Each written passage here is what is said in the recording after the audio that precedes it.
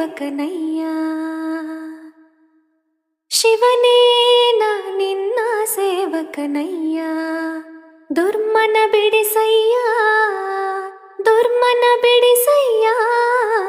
ಶಿವನೇ ನಾ ನಿನ್ನ ಸೇವಕನಯ್ಯ.